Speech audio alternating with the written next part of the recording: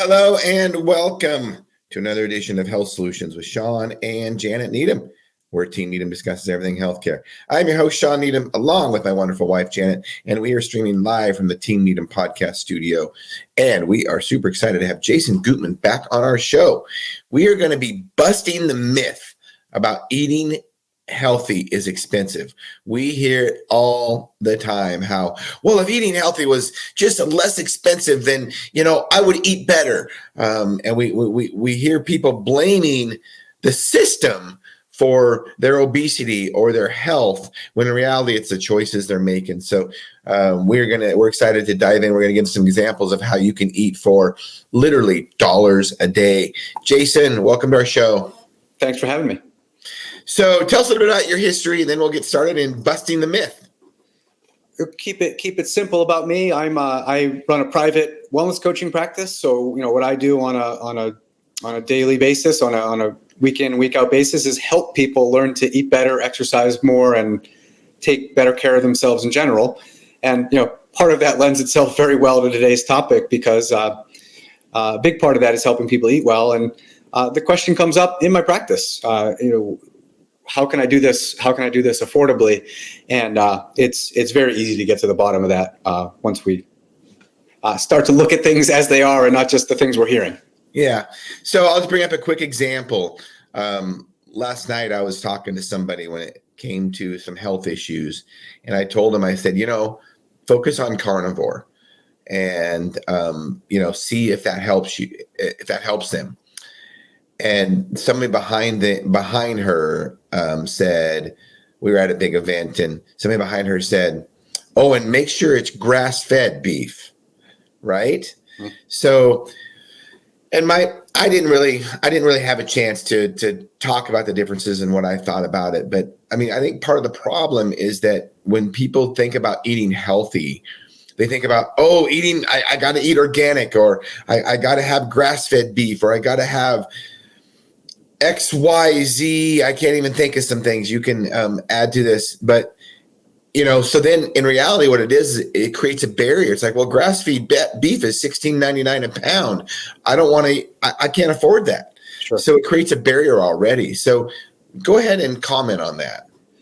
Well, I think that that speaks to the cost conversation, but it speaks maybe to a larger conversation, which is like the perfectionist, the perfectionism trap, right? That if I'm going to eat better, I need to go from, many people in our circles are talking about all the crap that's out there, right? So the idea for many people is you got to go from all this crap to the most optimal way of eating possible. And there are many gradients in there that are possible and would represent a better way of eating, while still being far short of what many of us would describe as something like optimal. And that stops us in our tracks. It doesn't help when we're trying to make a lifestyle improvement to try to go from 0 to 100 miles an hour. Okay. So I think it's a great first step to just say, how could you eat 10% better, 20% better, 30% better next week or next month? And I think when people approach it that way, they'll see almost no change in their costs, and in many cases, a reduction in their costs. It costs, yes, with subsidies and other factors, it's possible to make junk food relatively inexpensively, but it still costs money to bring all kinds of ingredients into a factory and then run them through all kinds of machines and then ship them all over the place. Whereas, something like buying fish from my local fish market. I live in an ocean town. There's not a lot that had to go into that, so the fish is always relatively inexpensive. So that's what I encourage you. Think basics. Think very, very, very basics first. And when you do that, I think that the cost total, it becomes obvious that the cost total is non-significant. And just to correct you a little bit, Jason, I think the fisherman that caught that fish would say a lot went into it. Well, yeah, I would say that too, especially how I'm just saying. The water is down there. Of course, I mean that it's a relatively simple transaction, right? Right. They get the fish, they bring it in. Someone cleans it and fillets it, and we're ready to go. And I think the whole world of adulterated food is, is a factory in Cleveland making food out of some ingredients that came from California and some ingredients that came from Florida and some ingredients that came from Costa Rica and, all the things. And there's costs involved in that. Well, I'm going to use this example right here because you said you could actually save money by eating healthy. I like to use the Cocoa Pebbles example because I used to eat a lot growing up, and even before we changed our diet a decade or so ago. Mm-hmm. And look at a box of Cocoa Pebbles, $6.49. Wow. And I think that box is 27.5 ounces. So a little bit, not quite 2 pounds. But I will tell you, I could eat that whole box of Cocoa Pebbles and not be full. I guarantee it. Right. Now, because I'm not used to it, I might throw up afterwards.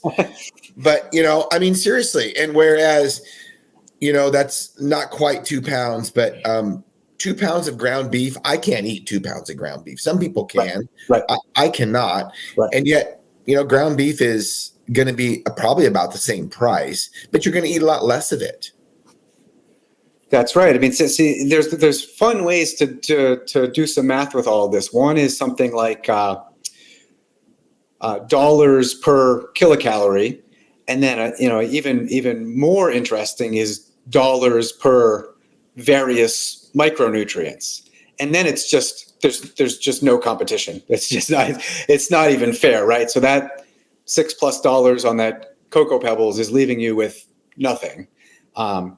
And if you're going to spend the same amount on basically any real food, you're going to end up with significantly more nutrients going into your body, and that's part of feeling satisfied, right? Right. Part of what drives satiety is that our body's actually getting what it needs. When you have 1,000 kilocalories of Cocoa Pebbles, your body says, "Thanks for the energy.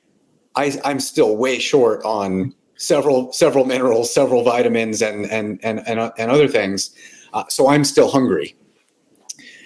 I don't buy the idea that someone on a lower budget needs to buy lower quality food in order to meet their needs for survival, because that food essentially isn't satisfying, makes you want to have more. So it just doesn't work, when you really do the math. Yeah. And one of the things that mostly processed box food is lacking is macronutrients, and especially protein.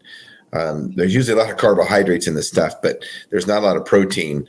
And, I like to use the example of chicken. I mean, chicken is one of the cheapest sources of protein. You can get chicken for $2.99 a pound sometimes. Mm-hmm. And I'll tell you what, Jason, I'm not a big chicken fan. I'll be honest with you. It's just too lean and dry for me. Sure. But I'll be really honest with you. There is no way I could eat a pound of chicken for $2.99. And there is no way I could eat a pound of chicken. Mm-hmm. Mm-hmm. Yeah, and part of this is cool because it's we're talking about solving the cost challenge. We're also solving the what we might call the overeating challenge, right? So there's no shortage of kilocalories of food all around us. I mean, that might be the problem, is that we have such easy access to energy. But most of it has almost nothing in the way of micronutrients. And even the carbohydrate-rich adulterated food is low in fiber because it's been adulterated so much. So none of the things that cue satiety, fiber, fat, protein, and micronutrients is available in those foods. So it's really sort of messing with our how we're wired. So it's really, really clear that really, really no value in eating that way. And then, as we're starting to get into, it's a false idea that the only way out is to be super rich and spend $300-400 a person on food a week. That's what a lot of people are using as sort of an individual excuse. I think it's become sort of political. The idea is that there's nothing an individual can do. We must create some sort of political system that delivers the most optimal, nutritious food right to people's doors, or no one's ever going to be able to eat well. We know that's not true, because we know ourselves and plenty of people in our lives that are able to eat well in the current environment. Jenny, you had some comments? Well, just having an empty house of two boys going through our house, there was a time where they were growing and they really, wanted food. And really, one of the things that we started pulling out for them is, hey, make yourself some hamburger, make yourself some oatmeal, and literally Jordan would eat a Pyrex bowl of oatmeal as well as probably beef. But, you can buy a bag of that versus the box. Because there's no way I was going to afford one sitting of Cocoa Pebbles for a 16, 17, 18-year-old boy, because that wasn't going to end the whole thing, right? So, finding, when you go to buy, we bought a big bag of oatmeal for him. And, we had plenty of meat and eggs. Eggs is another, source of, like for myself, I always think, oh, I'm going to have two, and I end up with one, right? Right. So it's subtle things that you do with food that actually has nutrients that satisfy you versus just dumping that sugar in. And I actually think, especially when you're talking about growing children, they really need those nutrients outside of just the sugar, because the sugar isn't going to help build, all those tendons and muscles and brains, like I think even like when you go to like McDonald's, I can't imagine how much it would have taken to feed that boy growing. We would have been broke by the time we left. But I could buy, how many would we buy at a time of eggs? It would be like one of those five dozen, right? 60, 5 dozen. And I realize eggs prices have went up, but man, eggs are still 10 cents each. And I'm lucky. I know when I'm really hungry, I'll tell Jan, oh, make me 3 eggs. After the second one, I'm done. Eggs are some of the most satiating foods around because they are packed with nutrients. Mm-hmm. Vegetables and meat are obviously keys to an optimal optimal way of eating, and you can also do quite well with, maybe we'll call these fillers. Off air, Shawn and I were also talking about beans, things like you mentioned, Janet. Oats. I'd put rice in the same category. Yeah, right. I was going to say the same. Yeah, absolutely. Beans. They're great way. And off air, Shawn and I were talking about cans of beans for something like 79 cents, 89 cents, 99 cents. That's the more expensive version of beans. If you buy the big bag, kind of like you're talking about, Janet, and do the soak them yourself, I don't even know what the cost comparison would be, but it's got to be. I know it's cheaper than canned beans, maybe even half as much. And you're not getting the same kind of nutrients that are in vegetables and meat and fruit and nuts and seeds, but you're getting much more than you're getting in anything that's been sincerely adulterated. And whether it's for growing kids or very, very, very active athletes, I think those kind of foods are a great way to get the energy intake up. And you can, it's very easy to sort of buffer the sort of higher carbohydrate content. Like you have rice with another relatively inexpensive staple food, something like butter. So it's something very simple to prepare, relatively inexpensive, and you're getting a more satiating combination there. There's some, if it's decent rice, there's still some fiber in it, and you've got some high quality butter, not as nutrient dense as meat, but an animal food that's got some legitimate nutrients in it. And then you don't have this 100% carbohydrate meal. You've got it balanced with some fat, and you got something decent there. Yeah, and imagine, if you do want to save some money because you think the meat is more expensive, there's no doubt about it. But if you think you can't afford just the meat, then do exactly what you're saying. Cook the meat up. Put some rice in there, put some beans in there, and even on top of that, throw a few eggs in there. And I guarantee you can eat for dollars a day. I mean, a few dollars a day if you ate that, because you're going to eat, if you ate 3 servings of that, and each serving is probably like 800 calories, I guarantee you it's going to be less than $2 a day. I mean, seriously. I mean, that's how easy it is to eat inexpensively. Don't you have some examples of some prices and stuff that you set up? Yeah, let me just get to the right place in my notes. This is one thing I worked out one time. This sort of speaks to the cost idea, but also to the people will say access or availability. So I looked it up, and this is a year or two old, so these numbers aren't 100% accurate to today, but I'm sure they're still very close.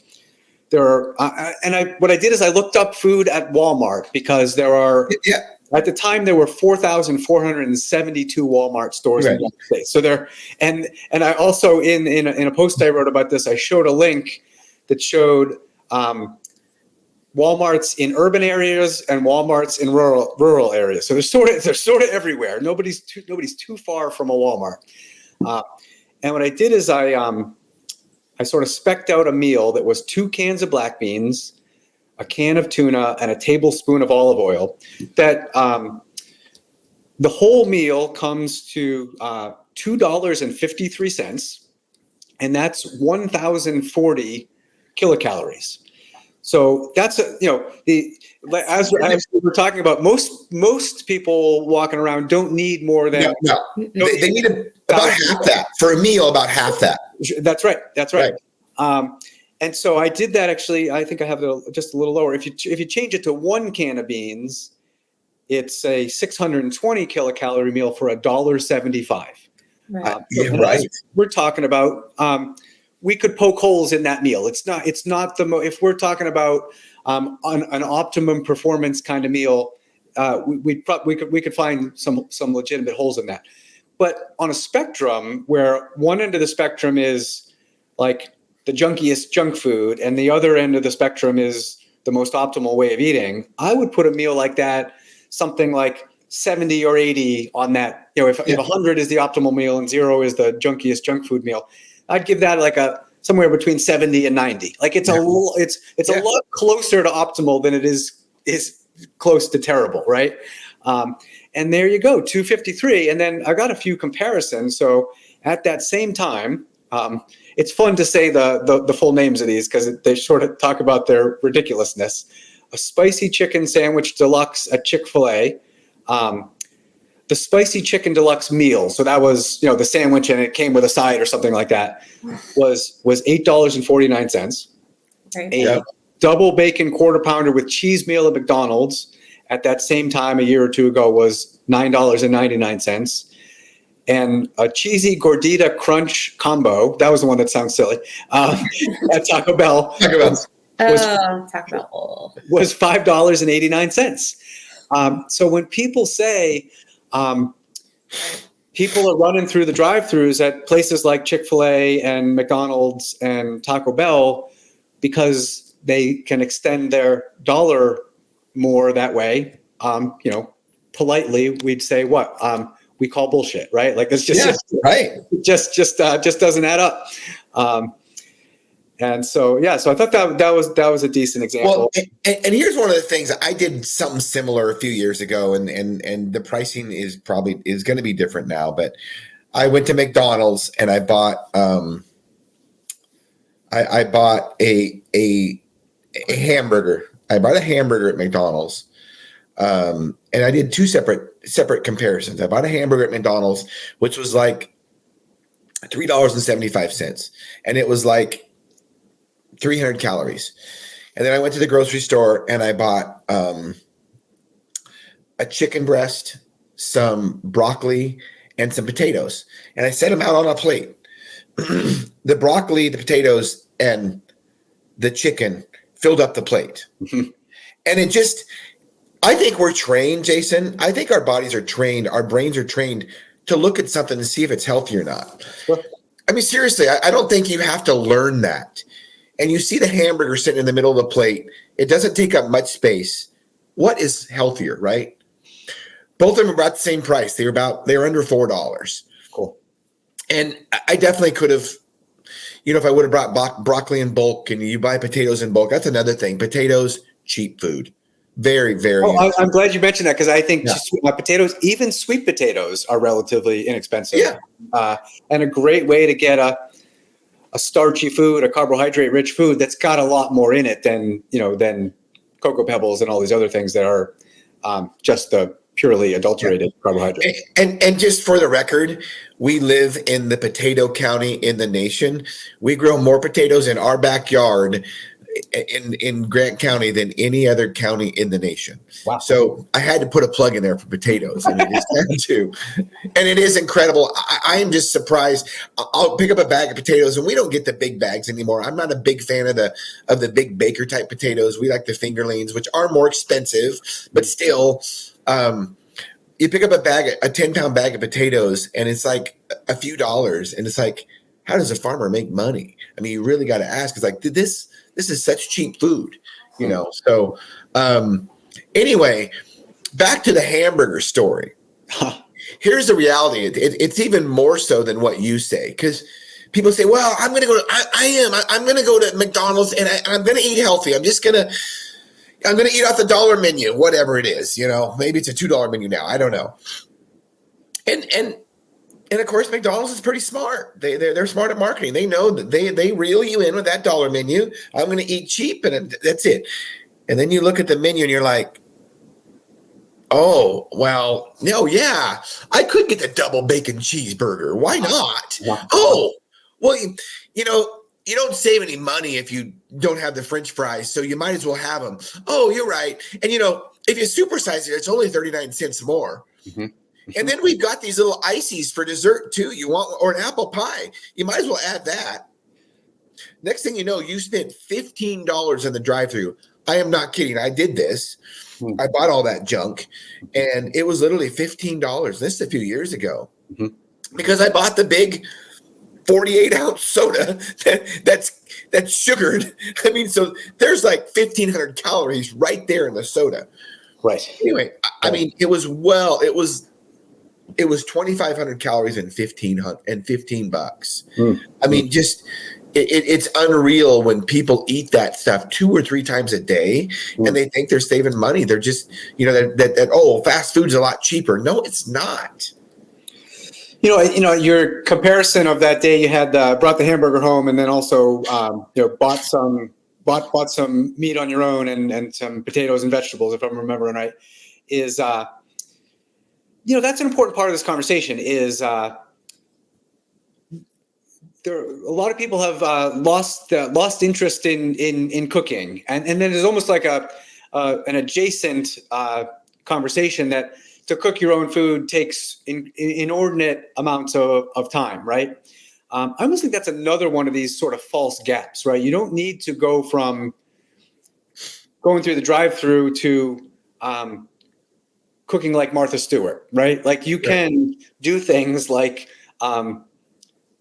roast potatoes, steam potatoes, and add a little butter.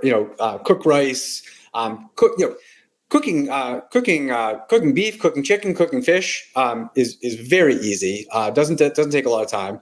Many of these things can be cooked in bulk and leftovers made and all of that. But even conceding that cooking your own food does take some more time, I think that's a conversation worth having, because time is sort of what you spend time on is what you value, right? And if we value our well-being, we must come back to valuing food. And if we value food, we must be able to make some time in our day for cooking food, or we're lying to ourselves about what we value, right? Because if we can spend hours scrolling social media or watching Netflix or whatever it is and say there's no time for food preparation around here, I think that's just a conversation we have to disrupt. Within an individual's life or a family's life, there's ways to share these duties, and not to be dramatic, but I think we sort of need to make cooking sacred again. We just sort of need to make it part of our lives and not just a chore. It's fun to, I don't know about, for sure. Like to hang out in the kitchen and you got some music playing and someone's cooking over here and someone's cooking over here. And I actually think, to your point, Shawn, about being able to, having it sort of be intuitive or instinctual to look at a plate of food and be able to tell if it's nutritious or not. I think, having sort of like a food culture in your community and your family is innate to us. And we're living in this strange time where it's all been outsourced, and we've been led to believe that we can live a life where we just sort of, all we do is sort of grab convenience food and eat, and we don't need to have a more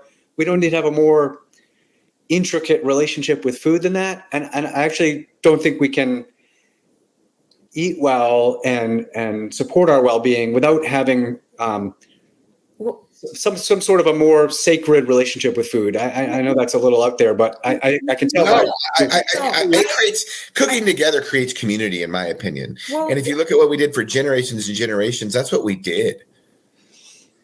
Well, I agree with that, because I feel like, other cultures throughout the world, if you look like maybe Italy, or even we were in Argentina, and it's like when you come together for a meal, it wasn't just about the food. It was also about the interactions that you had during your meal. So it wasn't like you just inhaled food and off you went. Mm-hmm. You were eating in a more community fashion, like you were interacting with one another. Mm-hmm. And I know, even from a friend that I have that's from Argentina, when you were making and prepping the food, that was the whole process of it, right? Italy would be the same example. Or even if you look at France, I mean, a lot of the servings of French food is very, very small, and it's very rich, dense and rich. Mm-hmm. But it's this process that we go through. And I think in America, what we've decided is just inhale and off you go. And, we're going to snack here, or we're going to grab here or grab there. Where I think in other cultures at other times, we were enjoying it with conversation with other people. Mm-hmm. So I think the mindset changes. I mean, one of the things that Shawn and I have realized too is that if you are eating slower, like when we have guests over, especially during holidays, our food is not sitting on the dining room table. They have to get up and go to the kitchen to gather and come back. Mm-hmm. So the conversation at the table isn't just focused on that food. Mm-hmm. It's part of the meal is conversation and interaction. And so you lose that, just that drive to you have to just, put that garbage down the garbage, disposal to be satisfied, and really that it's part of the experience, right?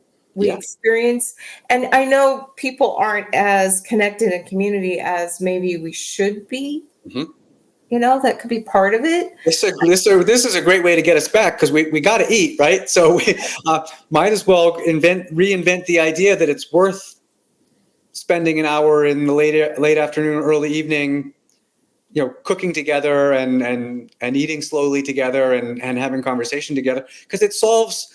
I've talked about this idea a few times.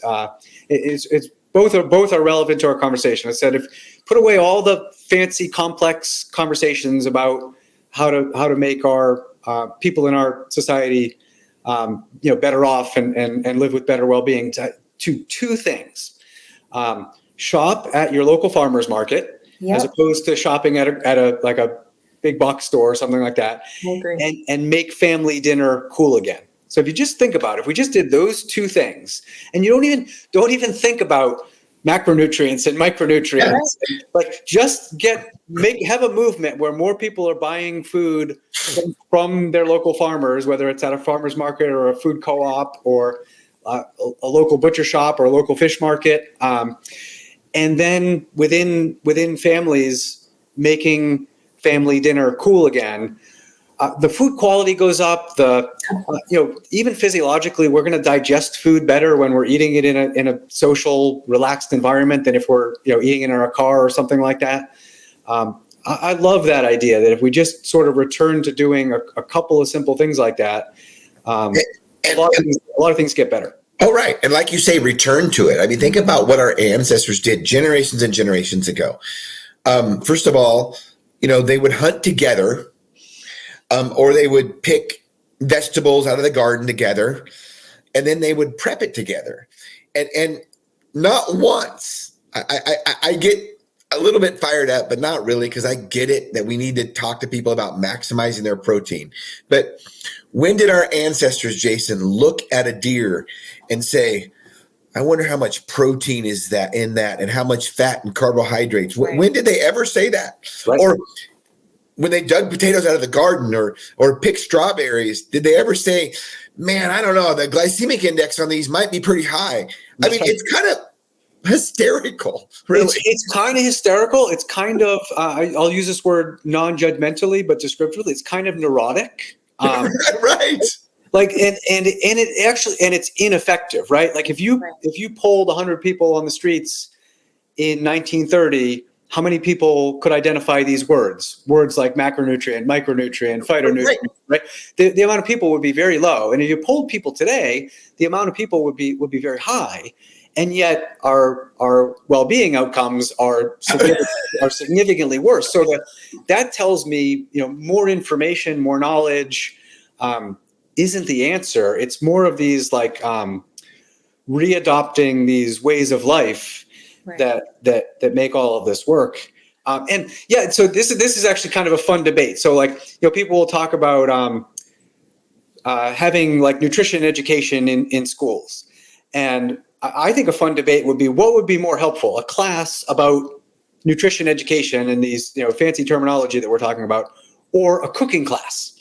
My sense, even though I'm a nutritionist, even though I can talk that fancy language, even though I can make some use of that fancy language, I think the cooking class would be more useful, because that's a life skill that a person will have for decades and decades and decades. That if they have the knowledge and don't have the life skill or the interest, that sort of how when you learn something young, whether it's a physical activity or a hobby or something like fishing or hunting, when it's instilled young, you tend to have that for life, right?